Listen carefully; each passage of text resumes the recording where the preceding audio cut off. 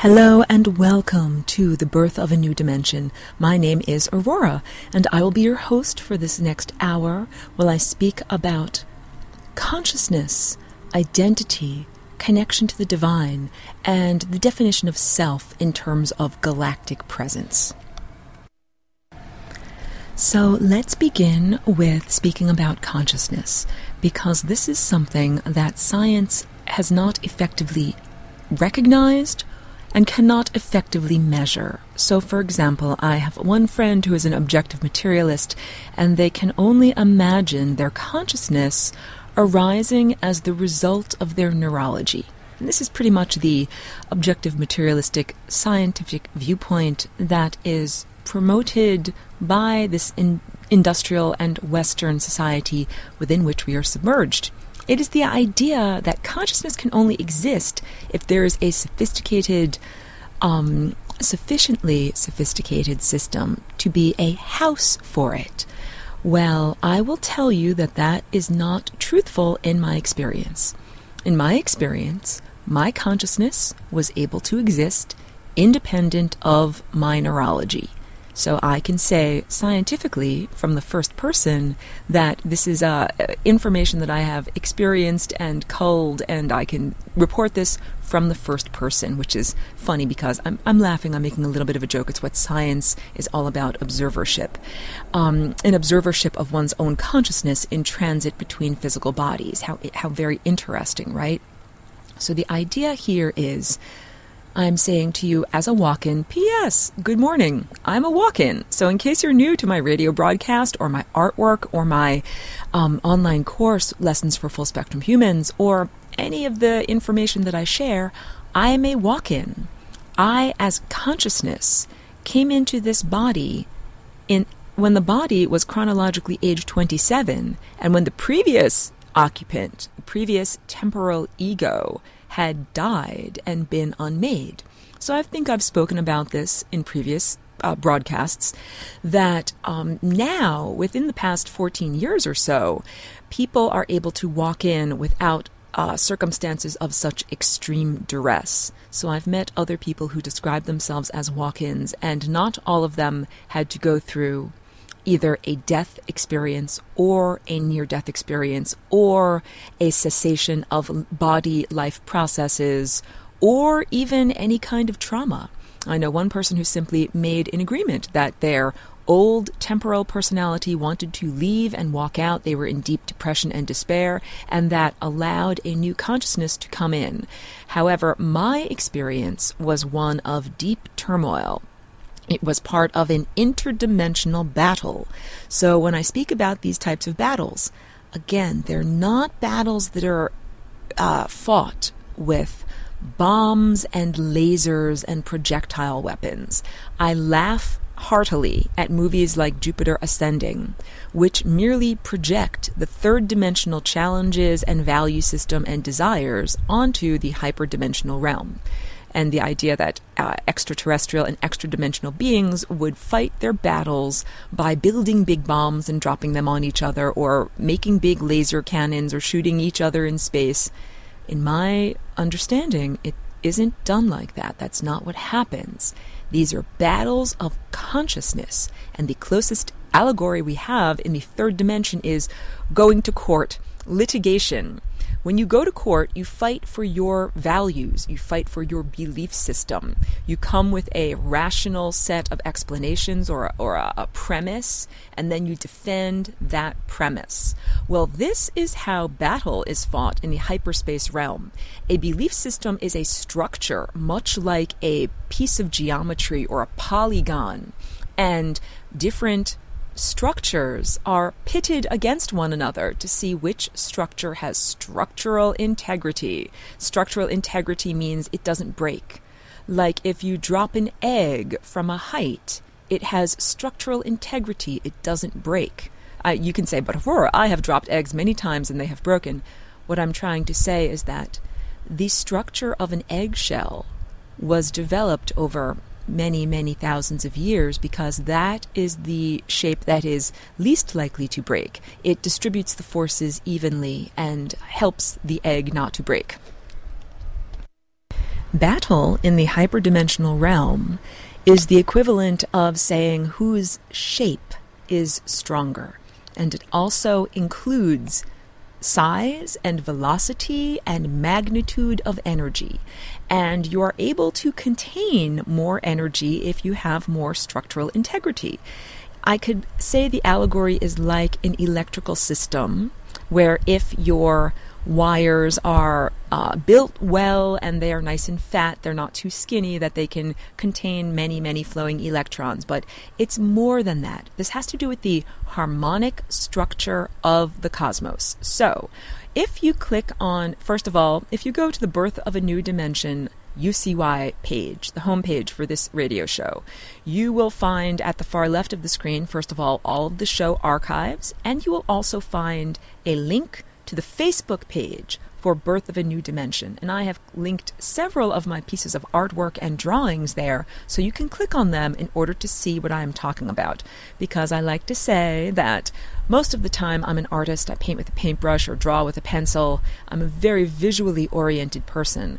But for this 1 hour a week, I try to paint a picture with my voice. Sometimes it is very challenging. So I ask you to refer to some of my actual physical visual manifestations of these ideas.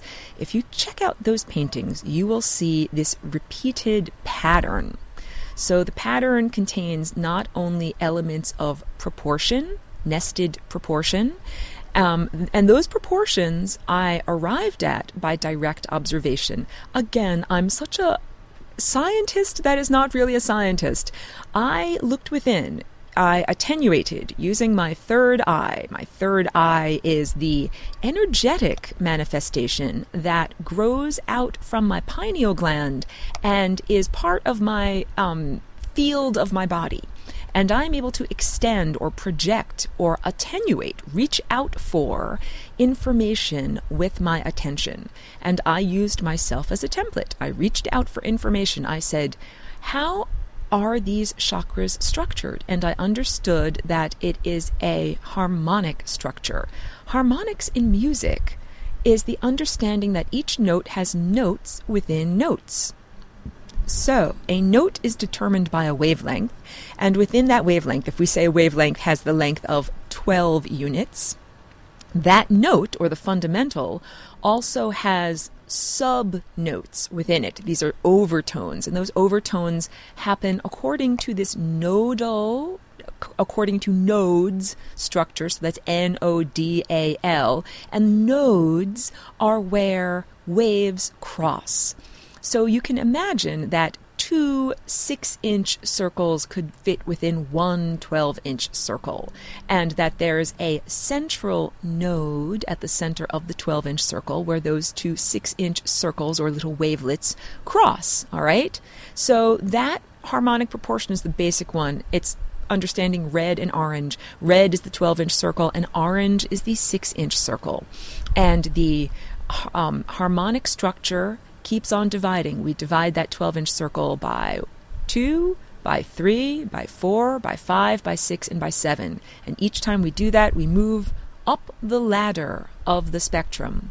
So red is 12, orange is 6, yellow is 4, green is 3, light blue, or that turquoise color, is 2.4, indigo, the brow chakra, is 2, and the crown chakra, the smallest increment in this harmonic structure, would be 1.7. And so in my creation of this pattern, or my perception of this pattern, or recreation of what I'm seeing, I arbitrarily designated in my paintings that red would be a 12-inch circle. But I could have easily made red a 10-inch circle, and then made orange a 5-inch circle. I chose the increments that I chose because they divided up relatively nicely into whole integers. And if you don't know what an integer is, it's a whole number, not a fraction or a decimal. So in harmonics, in music, our ear hears notes as pleasing when they are whole integers as opposed to fractions or decimals, and our ear definitely does not like to hear notes that are endlessly repeating divisions such as 0.3 repeating or 0.6 repeating. This is like understanding the fraction of 2/3 or 1/3. So we would consider that note to be out of tune. It doesn't sound right. When I divide it up into its multiple increments, it doesn't divide up into nice, happy, whole numbers. So if you look at my paintings, that's what my paintings are all about.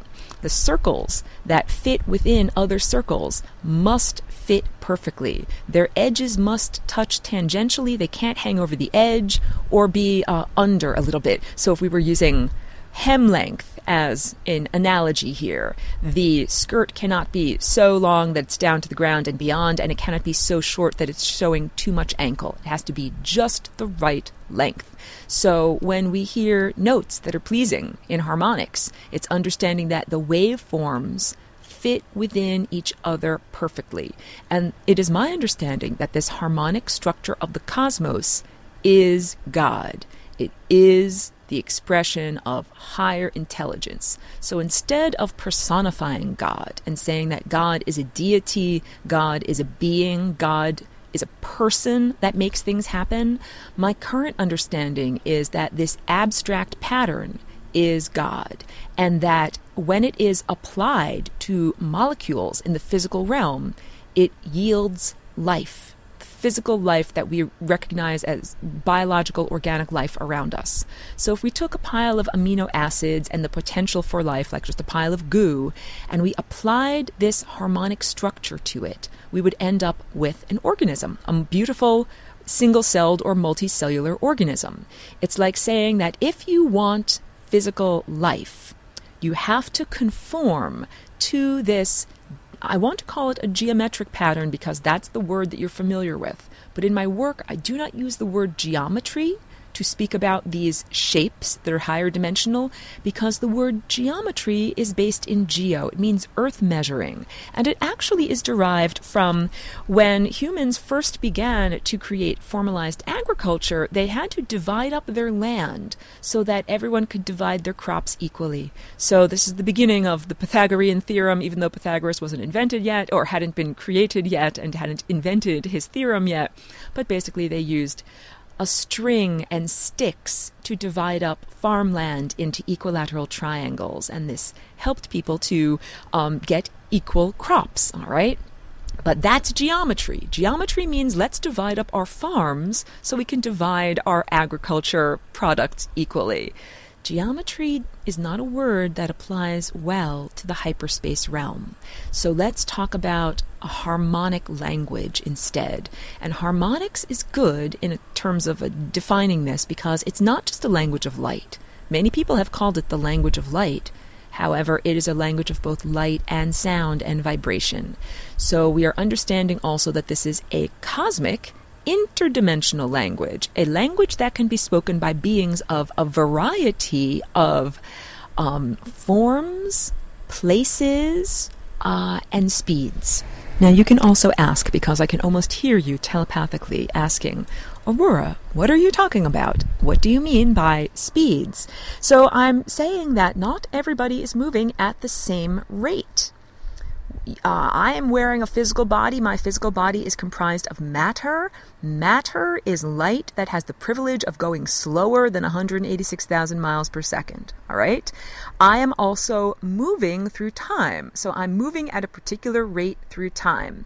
When we begin to interact with hyperspace beings, these are beings that are not necessarily in the same physical dimension as you and I. So we, perforce, would be interacting with them on a level of consciousness and perception. So it would be similar to telepathy, not the type of communication you might be more familiar with in the physical realm. And if we are speaking with consciousness beings that are not physically right in front of us, we need to know a bunch of things about them. We need to know what are they made out of? Do you have a physical presence or purely a non-physical presence? What is your value system? Do you believe that it is appropriate to essentially love other people? When you love someone else, you accept them. You say, I allow you to exist. I don't feel the need to change you or unmake you in any way. as I'm saying this, you can imagine there are beings that exist that do not promote that value system. Many beings are in existence, some of whom do not have physical bodies, and whom you may talk with in pure consciousness and telepathy, and they do not believe in love. They believe in fear and overpowering other people and serving themselves and taking whatever they wish. And I bring that up because right now Earth is at the center of a battle. And the battle is not a battle that is fought with bombs and guns. It's more similar to litigation on a hyperspace level. It has to do with the basic premise of what is allowed and what is not allowed. So if I use my experience of walking in, this was a battle to see what is allowed, basic belief structure. And what I did, I was being attacked and murdered, and rather than die, it's like saying this, there's a computer program that is running, blah, blah, blah, and then you will die. And instead of accepting that program, I wrote an amendment to the program. And the amendment is a shape that's called the flying rainbow lasagna. So as I have stated, war in the hyperspace realm is not pew pew, I'm firing weapons at you and you're firing weapons at me. It is pitting structures of belief systems and value systems against one another to see which shape has more strong structural integrity and which shape is stronger. So if you can imagine that I was being oppressed by another shape in hyperspace, and instead of dying, I created the flying rainbow lasagna, which is a new shape that allowed me to stay alive and not be destroyed. So all of this is to understand that our battles that we are fighting right now are battles of consciousness, and they are our weapons of intellect or knowledge or information. So I'm also returning back to the basic premise that my consciousness existed independent of a physical form because the physical form was dead and could not support consciousness, and that this experience that I had was happening in a different realm. Not the physical realm, it is the realm of pure consciousness, and that realm is actually the primary realm. This realm here is the projection of that primary truth. So if we were using an old-fashioned film strip as the analogy, the physical film strip is the primary information. That's where the information originates from.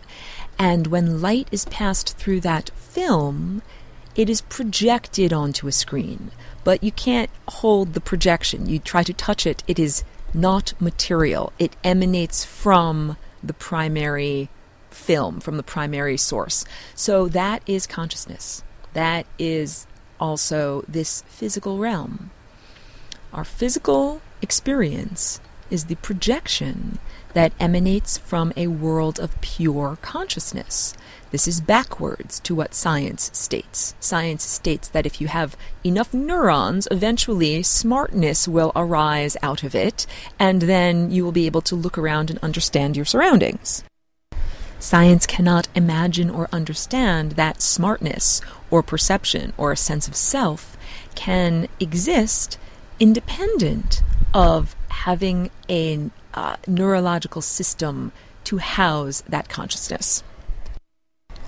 So I'm making a little bit of a tangent here, but this also has to do with consciousness trajectory. And I have spoken on previous broadcasts about the Egyptian Book of Coming Forth into Day, which is mistranslated as the Egyptian Book of the Dead, and the Tibetan Bardo Thodol, or the Tibetan Book of the Dead, that these are both instruction manuals for the recently deceased to tell you how to navigate the hyperspace realm. And first of all, this is the understanding, especially the book from the Tibetan Buddhists. Those people in that belief system are observers of consciousness in a scientific fashion. They observe consciousness on its trajectory through a life and into other lives. It's really fascinating because it's like a long-term experiment over many, many generations. But the Tibetan Buddhists have been able to track the trajectory of consciousness from body to body.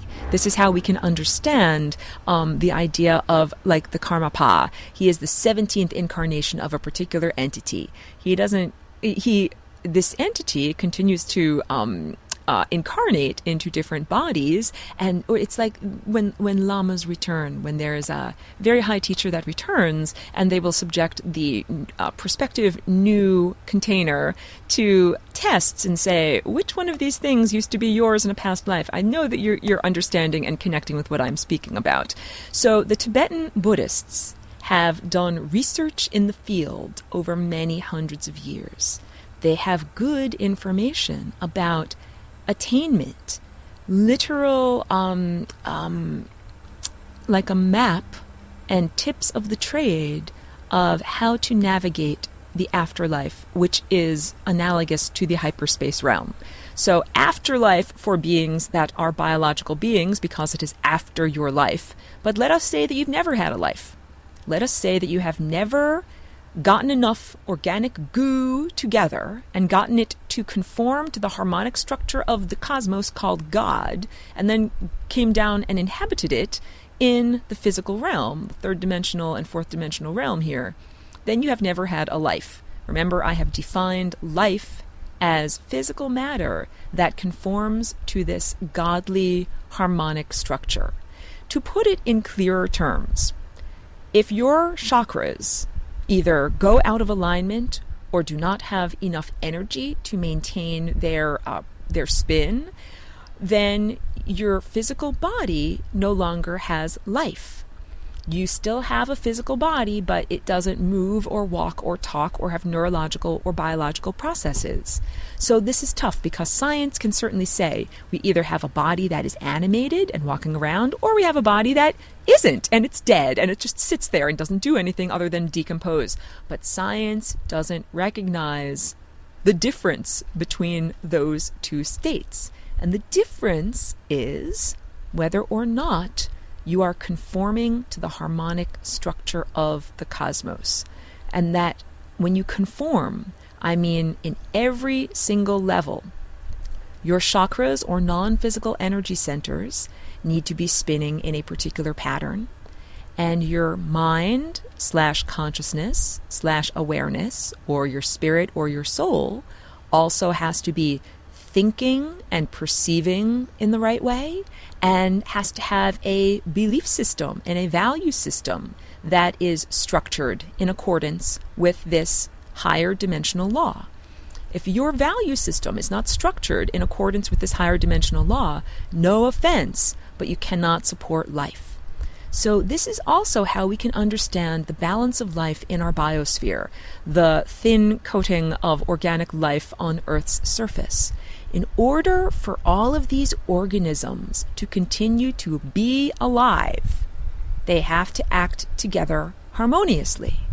Here's a definition, or an example, rather, of organisms acting harmoniously. Let's talk about the plant kingdom and the animal kingdom. Even though recently higher intelligence has said to me, you're only delineating the world into those two separate kingdoms because you're wearing an animal body, and it's not that healthy to make these distinctions. So please forgive me, as my consciousness is still shifting towards the universal, and I am being influenced by the animal body that I'm wearing. It does influence how I perceive the world. So I looked around my backyard not too long ago, and I was experiencing wonder at the miracle of photosynthesis, and I had to learn more about it. And what I learned is that it is not by accident that plants and animals are absolutely complementary structures here on this planet. Before animals of the multicellular format that you and I are, before multicellular animals like us could arise, the atmosphere of this planet had to be rebalanced. At a certain point in Earth's history, it had an incredibly oxygen-rich atmosphere, which meant that there were very, very large insects The way that insects breathe currently keeps them very small because of the levels of oxygen in our atmosphere. But at this previous, far prehistoric time, the oxygen was much more saturated in the atmosphere. And so I'm sure you can imagine like enormous centipedes, giant insects. But these are not mammalian animals as you and I are. And in order for that to happen, the atmosphere had to be balanced out. So I hope that this is making sense when I'm describing this, that plants and animals have a harmonic relationship. Just like notes on a musical scale can have a harmonic relationship that is complementary to one another. The needs of one organism are complementary to the requirements and needs of the other organism. And this is how life is able to be sustained. So if we have a planet, let's say, where one organism is not breathing out the right gas in the right proportions, eventually that will cause the death of all of the cellular life on that planet. This is what we're understanding here. In order for the life on the entire biosphere to stay alive, it has to be in balance. It has to be harmonically structured. So if we are saying this is like a symphony, because harmonics is very similar to music, all of the organisms need to be in tune and they need to be playing in time with the music. So trees need to be growing in the proportion and in the places that they need to be, and multicellular animals need to be in proportion and the places that they need to be. And again, in your own individual being, if there is not a balance, like if there is not a balance of how much oxygen you are intaking versus how much carbon dioxide you are breathing out, you will die. If you do not breathe in enough oxygen, your chakra system will no longer be in harmonic proportion.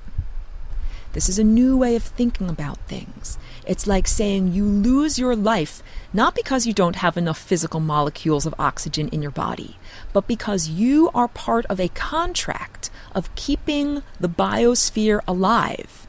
And that contract involves your respiration. Same thing with a tree. The tree is respirating, and both of you performing your harmonic duties at the same time and in the right way creates life in the biosphere. If we got rid of either of these aspects, if we said in the symphony, no more violins or no more piano, the symphony would not be able to continue. So this is how we understand how vital it is to conform to the harmonic structure. This is not a God that is a tyrant, like the God of the Bible. Like, either do what I say, or I will drown you, or throw fire at you. No. It is not like that at all. This is an impersonal pattern that basically says, if you follow the pattern that I'm presenting to you, you can have everything. You can have life and vitality and eternal existence, because this pattern is a shape for conserving energy. Now, that's pretty important to understand. This is the perpetual motion machine of the cosmos. When we conform to the harmonic pattern, and the harmonic pattern has to do with circles, spheres, tori or multiple toruses, figure eights, and yes, flying rainbow lasagnas or hypertoruses. When we utilize those various shapes, we conserve energy.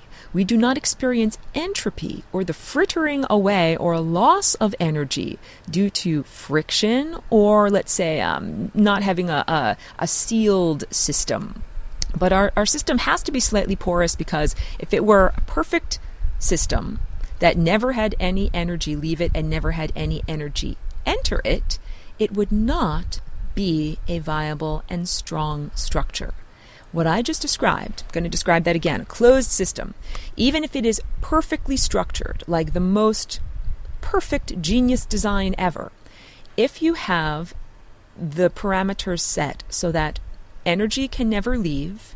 You can never lose any energy, but you can never add energy to it. That is not a perpetual motion machine. And you can say, but Aurora, why not? It certainly seems right. Like imagine a marble going around, a circle or an oval track, and there's no friction, and whatever force you put into the marble sends it spinning, and it keeps on spinning endlessly, endlessly, endlessly. That is actually not a perpetual motion machine, because we have to be able to innovate. We have to be able to come up with something new, because eventually in any system you will reach a limitation, you will reach a limiting point. If you do not have the capacity to innovate above, around, or through that limitation, the system will die. This is how we can understand the heavenly realm, or the realm of inorganic beings, or beings whom do not have physical existence. So the hyperspace realm, the realm of not being submerged in time. This is a realm that is analogous to looking at the musical score of the universe. You are not in a concert hall experiencing the notes being played and the symphony being played. You are looking at the abstract code of the cosmos, the notes that will be played by musicians, or the way that molecules will be arranged in a version of reality. And from that position, one is not creative, or it is not possible to be creative in that realm. So perhaps the analogy doesn't really hold, because most musicians are creative during the process of composing the musical score, then become perfect and practice it or perform it in front of other people. But in the hyperspace realm, the realm of pure abstraction, so we are talking about the realm not of physical manifestation, not of anthropomorphic experience, human experience, not of being alive in a biological body, the realm of being outside of biology, outside of time, that abstract realm, that is not the realm where creation happens. That is not the realm where new ideas are innovated, new combinations are made, new flavors are made, new people are made. No. The realm where new things are made and created is this realm that you and I are occupying. That is the value of being here. So I've spoken about this before. Many hyperspace beings condescend to the wearers of the physical bodies. You people who have bodies, you have to eat and poop, and you have bad breath, and you have to comb your hair and get new clothes because you wear out your clothes. I mean, all of those things are just, your dirtiness, your effluvia, your skin oils, all of that. That is your value. You have creative energy and life force that other beings that exist as pure abstractions, that do not have physical or molecular or biological bodies, have the capacity to create, not only to create new life through physical procreation, but new ideas. When a person makes a new symphony or a new song or even a new recipe for cookies, you are creating. That level of creation is why we are here in the physical realm. And that level of creation is why non-physical, hyperspace, malevolent beings would like to hijack or negatively influence your emanations or your capacity to create. So we understand that now that being a human and having a pineal gland and having an imagination is an incredibly valuable position, even if others have denigrated it and made you to feel that it is not valuable, even if you have not been informed or empowered or taught how to use your faculties. Doesn't matter. Many people have just spontaneously figured out how to use their faculties. People who have learned how to control or navigate reality through their creative processes. This would be like a shaman who is able to redirect a storm, either towards or away from the tribe. If it's a tornado, let's direct away from. If it's a rainstorm and we're really dry, let's direct it towards. This is a shaman, doing it for holy or non-egotistical purposes, recognizing that they have the creative capacity to affect reality. That's powerful. That's very powerful. Each one of us is the creator or emanator of our individuated realities. And that's like saying each one of us is a musician playing our individual instruments. And when we combine together the totality of what we are all playing, we come up with this symphony of life that is on Earth's surface right now. And the challenge is that some players in the symphony of life are out of tune. And I'm speaking here about most of the human race. No offense, humanity, but humanity's genes have been perturbed. They have been changed in their format, and that made humans go out of tune in their perception, in their communication, and in what they emanate in their imagination. So a lot of the capacity to imagine and create and direct reality has been hijacked, has been tainted. Forcibly abused is a good phrase, that humans, I think it's so funny when people presume that humans, as their basic foundation personality characteristics, are lazy and violent and harmful to their context. So not true. That is not truthful at all. You actually have as your basic nature a great deal of love and compassion and connection to others. However, your genes have been, as I have said, tainted. There was a genetic and consciousness invasion about 10 or 12,000 years ago, so your genes are not able to behave as they are meant to. Your ability to conform to the harmonic structure and to listen to God. When we say listen to God now, let's not think about it as a anthropomorphic human male who points his finger at you and says, be good, or do what I tell you to do, follow the 10 Commandments. That's not what we're talking about here. We are talking about every moment of your day, the cells of your body conforming to the harmonic structure that promotes life and vitality. So your body posture should conform to God. Your thought structure should conform to God. What you say to others should conform to God. What you eat should conform to God. A lot of the things that people eat here in this time and place do not conform to the harmonic structure of the cosmos that promotes life and intelligence and vitality. This is why a lot of people here are very sick. People in this world are so sick and so out of shape, and a lot of it can be traced directly to not eating the right food. Doesn't mean, I'm not speaking here in terms of calories. There is such a different quality to food than merely its caloric content. We are talking about trajectory. So trajectory is the direction in which you are moving and the rate at which you are moving. Let's say that your food, even similar amounts of calories, but different qualities of food, can radically change your trajectory. So the difference between 2,000 calories of organic salad and fruits and juices versus 2,000 calories of Popeye's fried chicken, these two different diets will affect your life trajectory.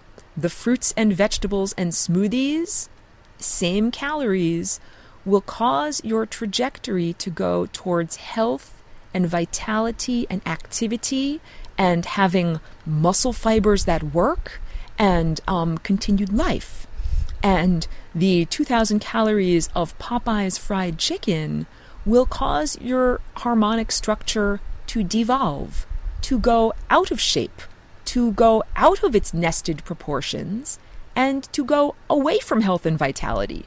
With one choice of food, you become an athlete, and you can then run 26 miles. With the other choice of food, you become a sedentary being, and you lose the capacity to run 26 miles.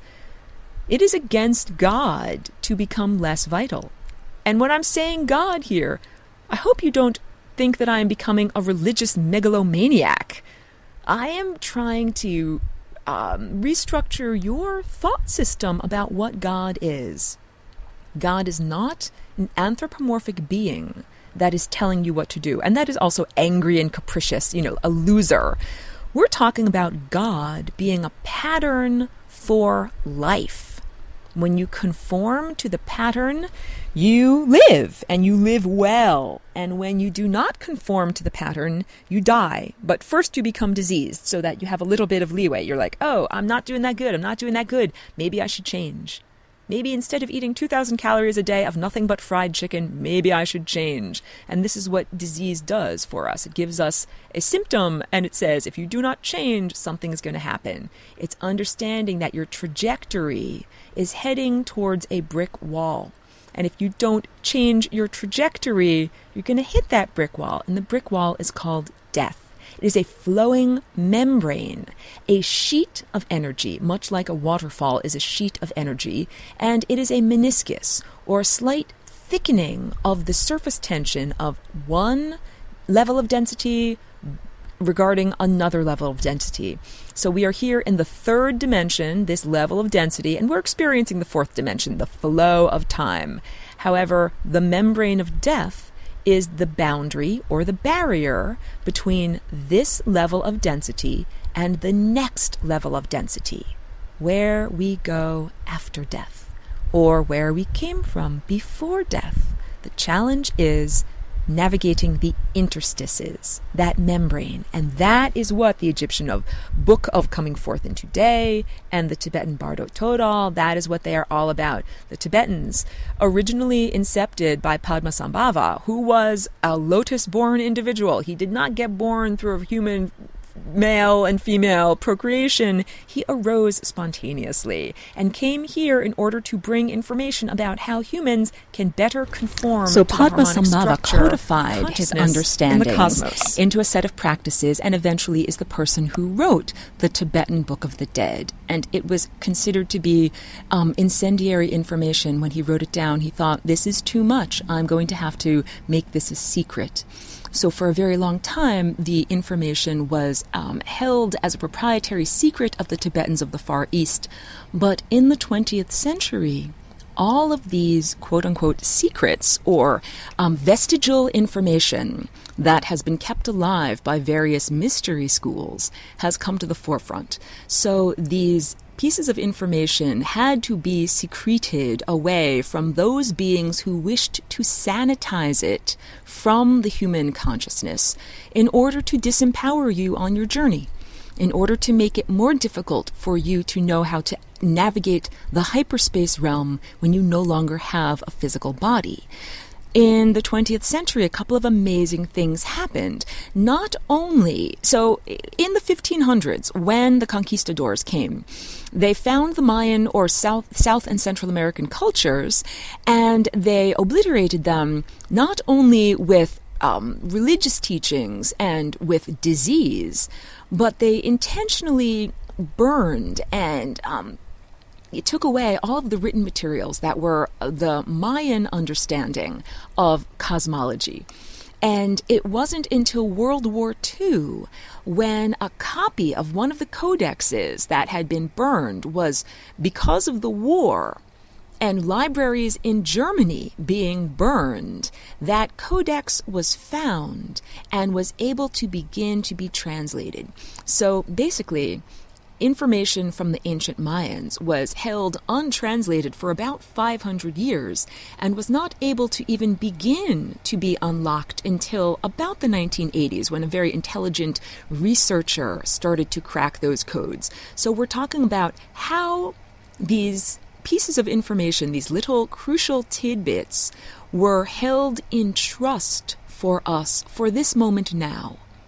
This moment, pretty much since 2001 on Earth's surface, and we're talking a cosmic moment. A moment can last for, a decade or longer.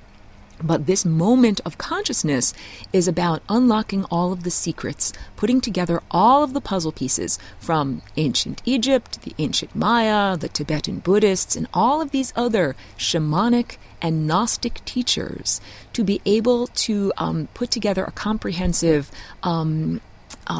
capacity to perceive and understand our position as wearers of biological bodies and organic beings on Earth's surface, and how that relates to the rest of consciousness. So this matters because I said earlier in this broadcast how science, the belief system, hobbles you by making you not able to consider that consciousness can exist independent of neurological structure. And it can, and it does. And the consciousnesses that are not currently in bodies have a huge impact on you and me and everyone else who does have a body. This is called your hacked operating system. So science would not recognize this. Science doesn't even help you to understand where thoughts originate from. But all of the thoughts that are in your head do not originate from you. Some of them do. Some of them don't. A lot of them don't. A lot of the thoughts that you experience inside of your own mind or inside of your own thought structure are actually thought intruders. Just like when you pull up a website, you are trying to read an article, and there are all of these advertisements to the left and the right of the text that you actually wish to read. And sometimes advertisements can even be sprinkled throughout. And sometimes there can even be pop-up ads that interrupt the flow of what you're trying to ingest and put something else in front of your face. This is exactly what happens in the realm of pure thought. So the realm of pure thought, this is hyperspace. What we are experiencing is a battle of consciousness, and we're battling for supremacy here on Earth's surface. You as an individual are fighting your individual battles. They might be battles of anxiety and depression, or they might be battles with substance abuse or weight loss or weight gain. They can be battles of self-acceptance, in terms of gender and identity and body size. These are all battles, and the battles are not fought with guns. They are fought with structures and values of belief systems. The structure of an egg, is it strong enough to actually carry this yolk, or is it going to break? The structure of your belief system, is it strong enough to carry your consciousness when you no longer have a body? This is the question. The ancient Egyptians likened the soul's journey after death to a journey on a raft. They called their rafts barks, Barques, the sun bark of Ra. This is what the solar disk is. I'm looking at the beautiful sun right now in the sky. So the solar disk was understood by the ancient Egyptians to be a type of vessel that carried beings who, I would say, have ascended across the daily sky. And you make it to that vessel, or you cultivate your vessel during your corporeal existence.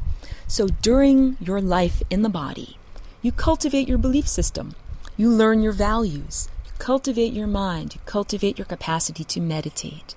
And this is like building your ship. And then one embarks when one leaves the physical realm. This is analogous to death or ascension, because I have spoken many, many times how death is the aberration, the thing outside of the pattern. Death is actually not what is supposed to happen. Ascension is the certainty. Ascension is what is supposed to happen. So if you look at my graphic representation of the trajectory of consciousness, it looks like a vortex, and we are refined from the outer edges of the vortex to the inner central core, which is in alignment with infinity and with our true divine natures. The more closely we conform to the harmonic structure of the cosmos, in the physical structure of our molecules, in our pattern and our belief system, in the flow of our energy, and the expression of our thoughts. That's like saying, I think when the great conductor tells me to think. And then at other times I am silent. How different that is than most of our experience of daily waking life, where there are many intrusive thoughts, many pop-up ads that come up and they say, look at me, think about me, talk about me, focus your attention on me instead. That's the hacked operating system. Those hacks, those hackers coming into your mind are changing the trajectory of your consciousness. Just like eating Popeye's fried chicken every day will change the trajectory of your life and make you more of a couch potato and less of an athlete, so too will these intrusive mental pop-up ads change the trajectory of your life.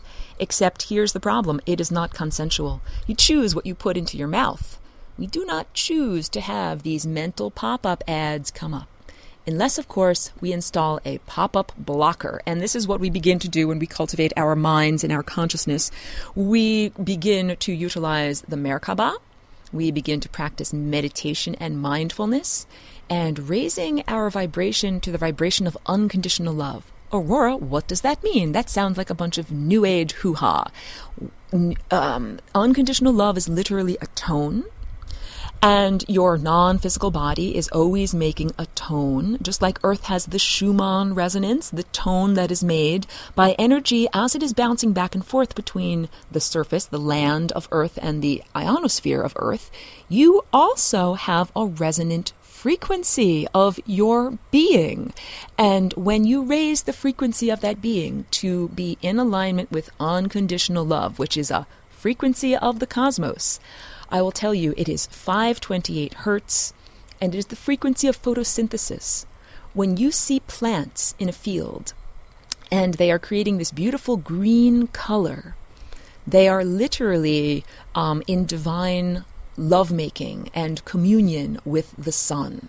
This is plants conforming to the harmonic structure of the cosmos. And as I have stated before, the plant kingdom and the animal kingdom are in harmonic partnership or complementary partnership. So plants, when they are photosynthesizing, they're like, we are doing our job for everyone. And that is what Earth, humans, and animals also need to do.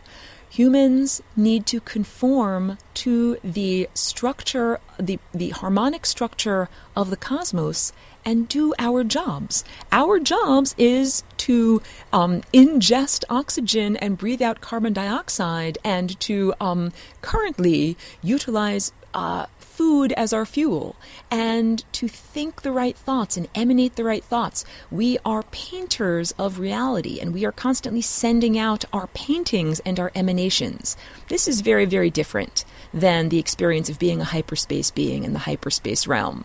There it is more like a question of observing and experiencing differently than being submerged in the creation and actually in the creative process. So I bring this up because we are very lucky that we have physical earth bodies and that we are submerged within the process and that we can add our own creation to the process. We add our own creation with our mind, with our emanations.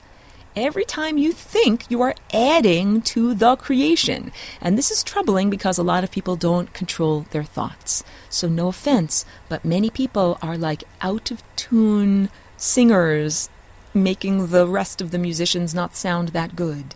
And it is time for everyone to tune up, get into tune, get in tune with the harmonic pattern of the cosmos in your physical structure, structuring your body towards health, in your emotions, structuring your emotions towards unconditional love and above.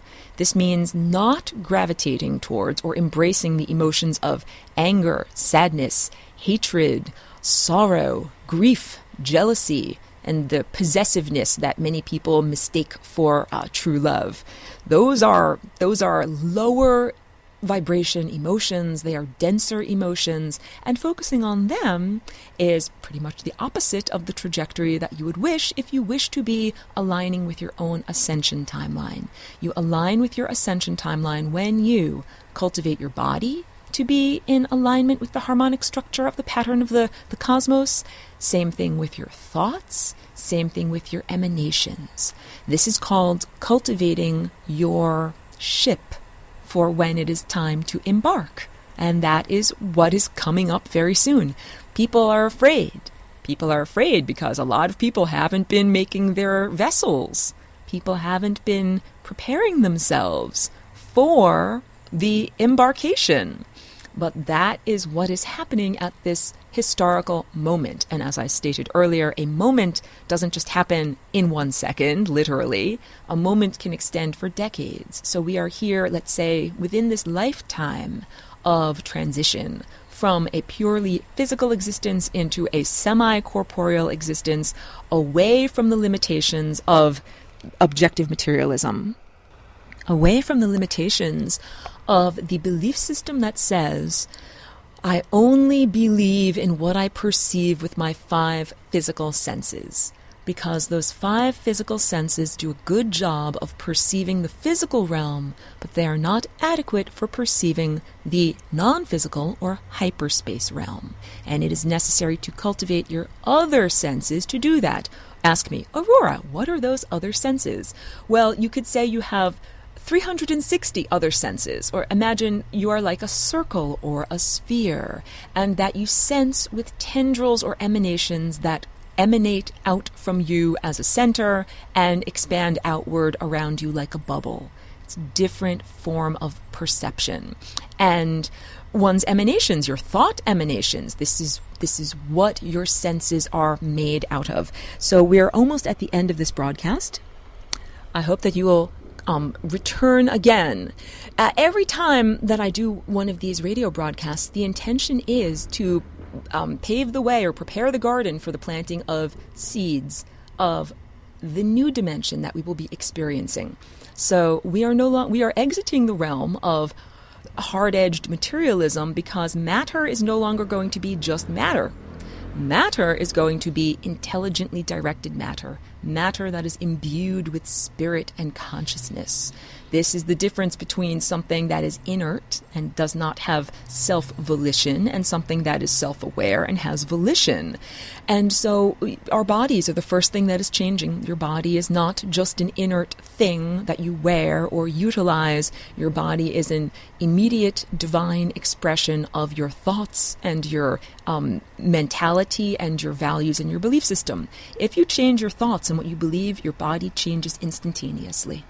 This is a great lesson of healing. Many people in this time and place need healing because of the bad food, electromagnetic fields, genetically modified organisms, vaccines, and other issues that are basically putting people's alignment out of alignment, making your chakras less in conformity with the pattern of the overarching harmonic pattern of the cosmos.